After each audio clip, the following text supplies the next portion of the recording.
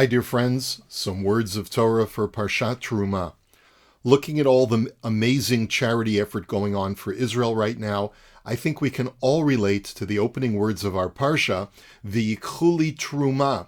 Every person whose heart so impels him, let him donate for Hashem. I am in awe of the outpouring from people's hearts to support our brethren in Israel at a time of great crisis, especially when the rest of the world is abandoning us. This was certainly Moshe's reaction after witnessing how forthcoming everyone was in bringing donations for the Mishkan, the tabernacle. The Torah records how Moshe blessed the people out of his great admiration of their valor. But this only raises a question about Moshe. If he so admired the Jews' generosity, why does the Midrash record that Moshe donated absolutely nothing to the Mishkan's construction? The text of the Midrash, found in different versions, essentially states that when Moshe saw all the donated materials, his soul was aggrieved. He said, "Everyone has brought their donations, yet I have brought nothing." Hashem had to console Moshe by telling him, "Don't be sad, Moshe. Your words of Torah that you deliver on my behalf are far more valuable than any physical donation made to the Mishkan." But why didn't Moshe participate in the donation? When we do a fundraiser for our congregation, I feel that it's hard to encourage others to give if I haven't given myself. Why didn't Moshe feel that way? Furthermore, once we find a legitimate explanation for why Moshe didn't donate, we should then try to figure out why he was upset after the fact, after not having donated. Some commentaries explain that Moshe simply didn't have anything to donate. Where did the Jewish people get all their gold and silver? We know that as they were leaving Egypt, they asked the Egyptians for some kind of compensation for their slavery, Vayish'alu et Mitzrayim, and the Egyptians eagerly gave them all types of valuable goods. According to the rabbis, Moshe was busy exhuming Yosef's remains so that Yosef could be reburied in Eretz Yisrael. Because Moshe did not participate in collecting any valuables, he couldn't participate in the donations. Another explanation, offered by the Chatam Sofer and others, is that the Mishkan's function was to atone for the sin of the golden calf.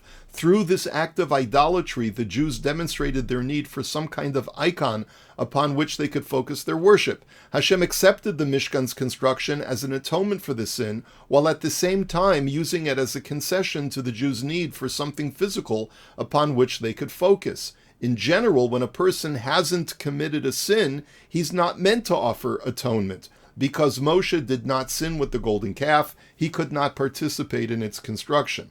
Why then was he upset over not having participated? He saw the incredible spiritual elevation and sheer joy that the Jews experienced upon donating to this communal edifice.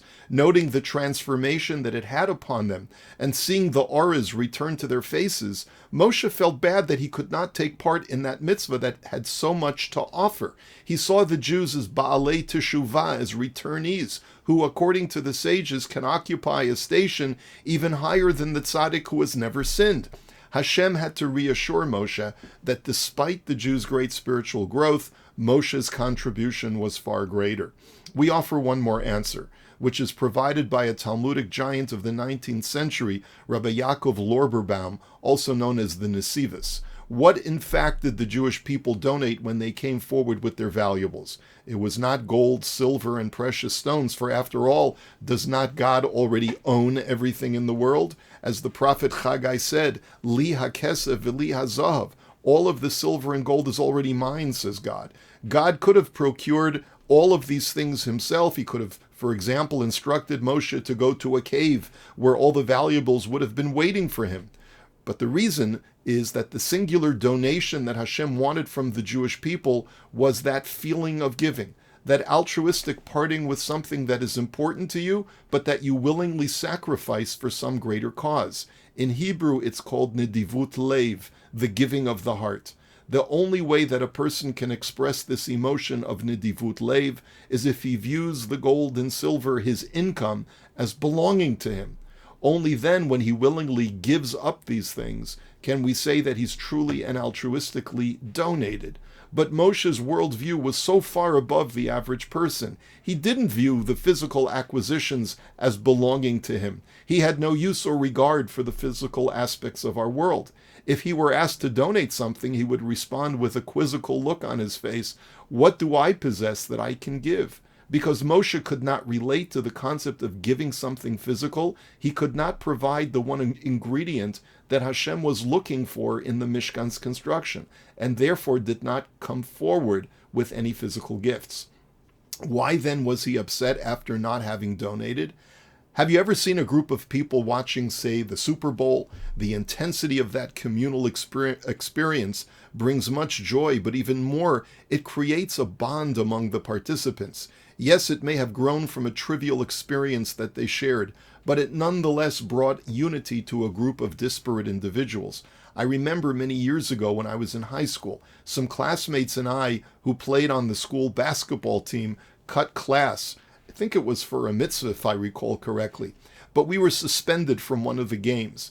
As penance, we had to sit on the sidelines and watch the other players play instead of us. As uncomfortable as it was, I also distinctly remember the warm feeling of being with my partners in crime. By having gone through this crucible together, the camaraderie of our band of sinners was only further cemented. Moshe was the greatest prophet who ever lived. He understood reality like no other mortal human being. The Rambam states that we should all aspire to be like Moshe. But at the end of the day, it's lonely not being part of a community and not being able to relate to others so that you feel comfort in the embrace of your friends. One of the great benefits of working on a charity as a community is the great unity that it instills within us. For the rest of us who are not yet at the level of Moshe, it would be good to recall what we are really donating. It's not about the gold and silver, but rather the building of a relationship with Hashem that is born from our altruism and our excitement to do a mitzvah, something larger than ourselves. Let's focus on making the mitzvot a privilege instead of a chore.